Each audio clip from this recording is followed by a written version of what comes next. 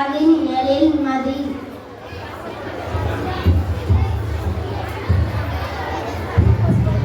என்ன எழில், நேற்று பேரு மழையில உங்க வீட்டுக்கு முன்னாடி அவ்வளவு தண்ணி தேங்கி நிக்குதே, அது உங்களுக்கு சிரமமாவே இல்லையா?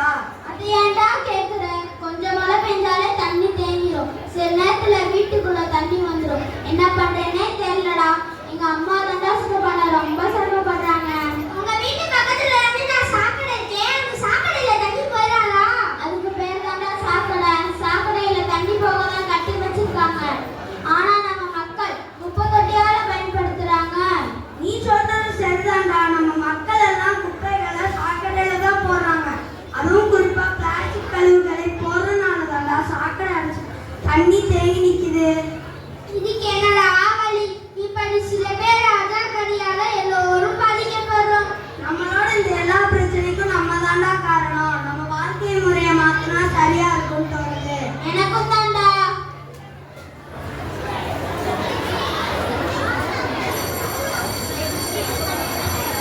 சரி வாங்கடா, ஸ்கூல் வந்துருச்சு.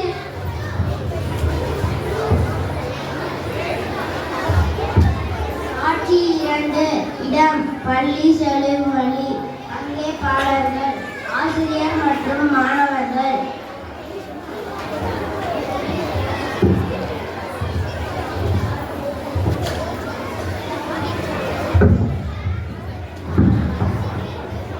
காலை வணக்கம் நண்பர்களே. காலை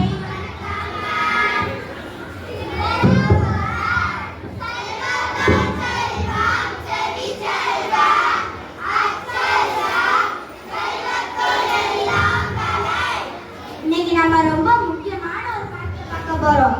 எல்லாரும் கவனமா கேளுங்க. அது நமக்கு மட்டும் இல்ல, நம்ம தலைமுறைக்கும் முக்கியமான ஒண்ணுதான். அதுதான் இயற்கையை பாதுகாக்கிறது. எனக்கு ஒரு சந்தேகம். இந்த பிளாஸ்டிக் பயன்படுத்துவதால் ஏதாச்சும் இயற்கை சுற்றுச்சூழலும் பாதிக்கப்படுதா? இது ஒரு நல்ல கேள்வி சார். எவ்வளவோ விஷயங்களால நம் பூமி மாசுபடுது. அதுல முக்கியமான ஒண்ணுதான் இந்த பிளாஸ்டிக் பயன்பாடு. அப்படியா மேம்? பிளாஸ்டிக் பயன்படுத்துவதால் என்னென்ன பாதிப்பு கொஞ்சம் சொல்லுங்க மேம்.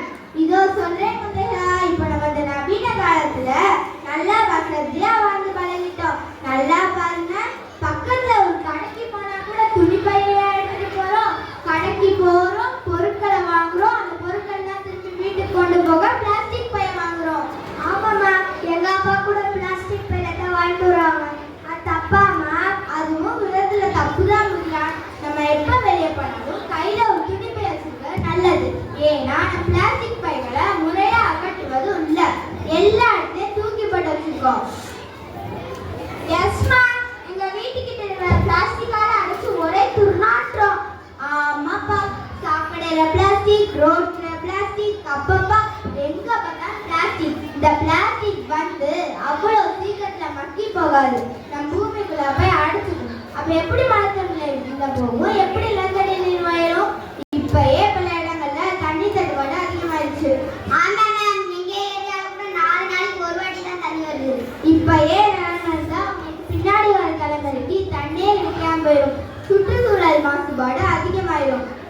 எனக்கு ஒரு டவுட், சொல்லு பிரணவ். நாங்கெல்லாம் ஸ்நாக்ஸுக்கு பாக்கெட் ஃபுட் வாங்குறோம்ல, அதனால ஏதும் சுற்றுப்புற சூழலுக்கு பாதிப்பு இருக்காம? அருமையான கேள்வி. All of you clap your hands. இந்த கேள்வி உங்ககிட்ட இருந்து வரணும்னு தான் நான் எதிர்பார்த்தேன். நீங்க சாப்பிட்ற பாக்கெட் ஃபுட்னால நம்ம பூமி தாய்க்கு தீங்கு. நாங்க சாப்பிட்டு குப்பை தட்டில நம்ம போறோம். தம்பி ரோஹித், அந்த உணவுகளால நம்ம உடலுக்கு தான் பாத்தீங்க. இப்போ குப்பையெல்லாம் சேகரிச்சு வீடு பள்ளி அகற்றிடுவோம். ஆனா நீங்க வெளியிடங்கள்ல வாங்கி சாப்பிட்டு ரோட்லயே பண்ணிருப்பீங்க. அது பூமிக்கு தீங்கு தானே. நீங்க எல்லாரும் எனக்கு ஒரு உறுதி கொடுப்பீங்களா? பிளாஸ்டிக்கை நானும் பயன்படுத்த மாட்டேன், என்னை சுத்திருந்தே பயன்படுத்த விட மாட்டேன், நீங்க சொல்லணும்.